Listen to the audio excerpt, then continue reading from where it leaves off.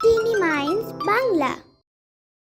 এক সময় এক গভীর জঙ্গলে একটি কোকিল, একটি চড়ুই এবং একটি মাছি একে অপরের সাথে খেলা করছিল। খেলতে খেলতে তারা একসাথে একটি গাছে বাসা বানাতে শুরু করে। ওই জঙ্গলে একটি বুনো হাতি ছিল যে প্রতিদিন কোনো না কোনো গাছের ডাল ভেঙে দিত।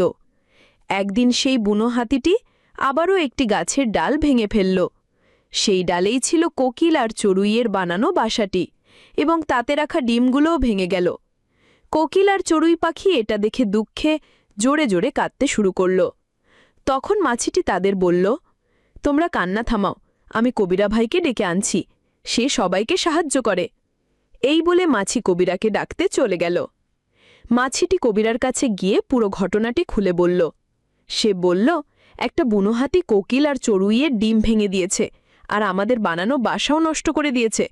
আমরা কত কষ্ট করে বাসাটা বানিয়েছিলাম। কবিরা আর তার বন্ধু মোমো মাছির সব কথা শুনল এবং তার সাথে চলল। বুনো হাতিকে শিক্ষা দেওয়ার জন্য কবিরা একটি পরিকল্পনা করল। সে বলল, দিনের বেলায় হাতিটা যখন পুকুরের ধারে যাবে তখন আমাকে জানাবে। হাতিটি যখন পুকুরের দিকে যাচ্ছিল তখন কবিরা আর মোমো মিলে বুনো হাতিটির ওপর একটি বড় জাল ফেলে তাকে বেঁধে ফেলল। বুনো হাতিটি জালে আটকা পড়ে জোরে জোরে চিৎকার করতে লাগল এবং সবার কাছে তার ভুলের জন্য ক্ষমা চাইতে লাগল। সে বলল, আমি আর কোনো গাছের ডাল ভাঙব না এবং কোনো পাখিকে বিরক্ত করব না। এরপর কবিরা হাতিটিকে জাল থেকে মুক্ত করে দিল। জঙ্গলের সবাই কবিরাকে ধন্যবাদ জানালো এবং পাখিরা আবার আনন্দে একসাথে বাসা বানাতে শুরু করল।